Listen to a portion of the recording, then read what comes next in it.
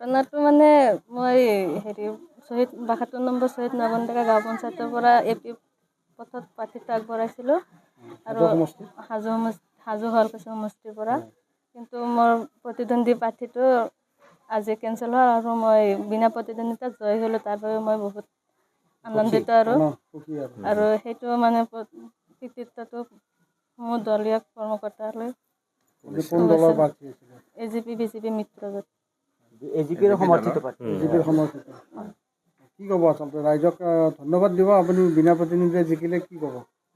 ৰাইজটো আছিলে মই আগৰ পৰাই জানো, এতিয়া মানে এতিয়াও থাকিম ৰাইজৰ লগত। মই যেনেকৈ বিচাৰিছে সেনেকৈয়ে পাব মোক। আপুনি বিজয় নিশ্চিত আছিলে আগতে মই কৈছিলোচোন আপোনাক হ'মেই বুলি। ৰাইজ আছিল মোৰ লগত। আপোনাৰ ভয়তে পলাই গ'ল নেকি বিৰোধী? সেইটো নহয় বাৰু, কিবা হ'ল সেইটো নাজানো। মইতো প্ৰতিদ্বন্দ্বী হিচাপে বিচাৰিছিলো, সেইটো প্ৰতিদ্বন্দ্বীটো হ'লে ভাল আৰু নহ'ল আৰু। মানে বিনা ৰক্তপাতে আপুনি জিকি গ'ল। সেইটো কি ক'ব? ৰক্তপাতত জিকিলো মানে এইটো মোৰ লাকটো বহুত ভাল আৰু সেইটোৱে আৰু।